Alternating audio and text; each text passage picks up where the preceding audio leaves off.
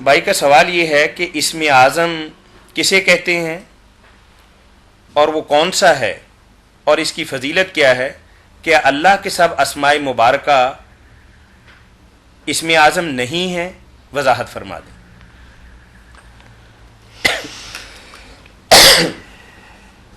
اللہ تعالیٰ کے تمام اسماء حسنہ اس لحاظ سے تو سب اعظم ہی اعظم ہیں کہ اللہ تعالیٰ عظیم ہے، اس کے اسماء بھی عظیم ہیں، ان میں کوئی بھی گھٹیا نہیں ہے، مگر کچھ ایسے جامع کلمات ہیں جن کو اللہ کے رسول علیہ السلام نے اسم اعظم قرار دیا کہ یہ اللہ تعالیٰ کا وہ بڑا نام ہے جس سے اس کو پکارا جائے تو دعا ضرور قبول ہوگی، اللہ تعالیٰ جو مانگو گے دے گا۔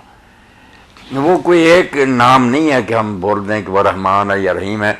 کچھ لوگوں نے معلوم کرنے کی کوشش کی ہے کہ سورہ بقرہ میں بھی اور سورہ آل عمران کے شروع میں جو اسماء ہیں نا، کیونکہ ایک روایت میں آتا ہے کہ ان دونوں آیتوں میں چھپا ہوا تو الحی القیوم ہے کہ الحی القیوم جو ہے نا، اور حدیث پاک میں بھی آتا ہے کہ اللہ کے رسول علیہ السلام کو جب پریشانی ہوتی یا حالات جو تھے وہ ناگوار محسوس ہوتے تو آپ یا حی یا قیوم برحمتک استغیث یہ بہت پڑھتے، یا حی یا قیوم بھی اسم اعظم قرار دیا گیا۔ اور کچھ ایسی دعائیں بھی ہیں جس کو پڑھتے ہوئے آپ نے سنا کہ کوئی شخص نماز پڑھ رہا اور اپنی نماز میں اتحیات میں اس نے ذرا تھوڑی تھوڑی اونچی آواز سے پڑھا تو آپ نے فرمایا کہ اس نے اللہ کے اس نام سے اسم اعظم سے شروع کیا اپنی دعا کو کہ جس پر کوئی دعا کرے تو قبول ہوگی، مانگے گا تو دیا جائے گا۔ اللہم انی اسألک بین لک الحمد لا الہ الا انت الحنان المنان بدیع السماوات والارض یا ذا الجلال والاکرام۔ ایسے کسی سے اللہم انی اسألک بسمک الذی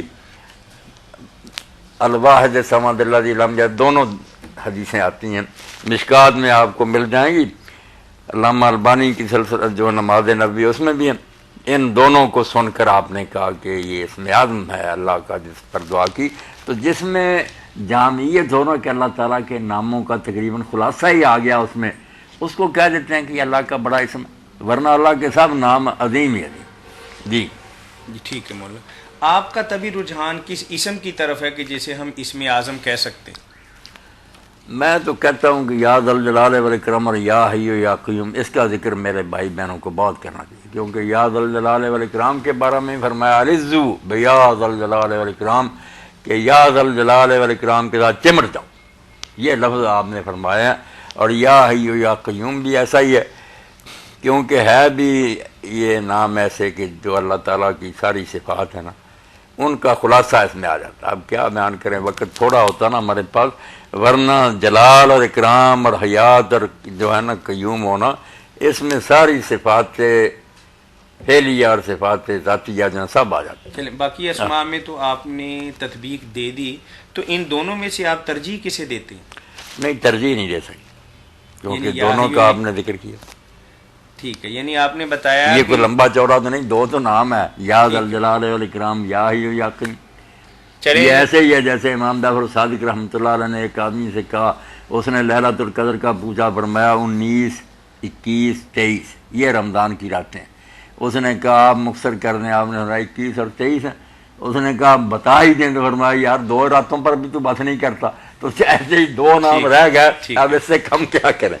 ٹھیک ہے، اسم اعظم کے حوالے سے مولانا فرما رہے تھے کہ ان کا ذاتی رجحان جو ہے وہ یا ذا الجلال والاکرام اور یا حی یا قیوم اس کی طرف۔ باقی وہ دونوں دعائیں بھی یاد کرنی چاہیے، اللہم انی اسألک بانی اشہد انک انت اللہ الاحد الصمد الذی لم یلد ولم یولد ولم یکن لہ کفوا احد ان تغفر لی انک انت الغفور الرحیم۔ ٹھیک، کوشش کیا کریں تھوڑی سی محنت سے اللہ کے رسول کے یہ برکت کلمے قیمتی گوہر اور موتی سمیٹ لینے چاہیے۔ ٹھیک ہے، جزاکم اللہ۔ ان کے کوئی پڑھنے کے خاص اوقات یا ورد کرنے کا کوئی خاص طریقہ؟ نہیں، کوئی خاص طریقہ نہیں، جب جی چاہے پڑھیں۔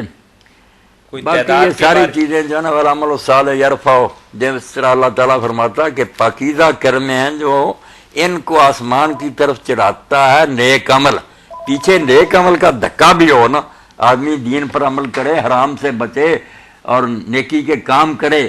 قرآن پاک کے یہ کلمات ہیں کہ کلم الطیب جو ہیں اچھی باتیں اور اچھے کلمے، ان کو والعمل الصالح یرفع، نیک عمل اوپر کو چڑھاتا ہے۔ اگر یہ پیچھے ہو ہی نہ اوپر چڑھانے والی کوئی بات ہے تو پھر کیا ہوگا؟ پڑھتے رہیں جو کلمے پڑھ۔ ٹھیک ہے، اب حرام کا جب کہا گیا کہ حرام کھانے والے کی اللہ کیسے دعا قبول کرے، تو کیا اس میں آدم آپ سن کر کریں گے جب رزق حلال نہیں، سچ بولتے نہیں، حرام سے بچتے نہیں؟ جی مولانا آپ کبھی کبھار اس حوالے سے فرماتے ہیں کہ یہ تو کمپیوٹر کے پاس ورڈ کی طرح ہے کہ اگر یہ مل گئے تو آپ کا سسٹم جو ہے یا جس چیز میں آپ جانا چاہتے ہیں اس میں آپ پہنچ جائیں گے، لیکن آپ کے پاس اگر سسٹم ہی نہیں ہے تو خالی کوڈ کیا کرے گا؟ ہاں، جزاکم اللہ خیر۔ حضرت علی رضی اللہ عنہ کی بات یہ سب لوگوں کے علم میں ہونی چاہیے کہ جو عمل کے بغیر دعا کرتا نا، عمل سے دونوں ہی مراد ہیں کہ جو کام نیکی کے دین نے بتایا وہ نہیں کرتا، فرائض کا پابند نہیں ہے، اور عمل سے مراد کوشش بھی ہے کہ جو کوشش کرنی چاہیے کہ آپ کھیتی کرتے ہیں اور چاہتے ہیں کہ بہت فصل حاصل ہو تو زمین کو مناسب موقع پر آپ وہاں ہل چلائیں، وہاں بوٹیاں تلف کریں، بیج بوئیں، کھاد دیں، پانی دیں، حفاظت کریں۔ تو فرماتے ہیں دائی بلا عمل، جو کرتا کچھ نہیں ہے صرف دعائیں کرتا ہے، وہ کرامی بالقوس بلا وطن، ایسا جو ایسی کمان سے تیر چلاتا ہے جس کے آگے وہ تندی نہیں، چمڑا جو ہوتا ہے نا خشک جس سے تیر کھینچا جاتا، جب وہ ہے ہی نہیں وطن تو تیر کس طرح چلے گا؟ یہ باتیں یاد رکھنی چاہیے نا۔ سارے ہم سے مطالبہ کرتے ہیں کہ جادو کی قسم کا کوئی منتر سکھا دیں، منتر وغیرہ کوئی نہیں، دین یہ کہتا کہ اللہ کے احکام پر عمل کرو، ساتھ دعائیں کرو، بالکل اللہ سنے گا۔ جی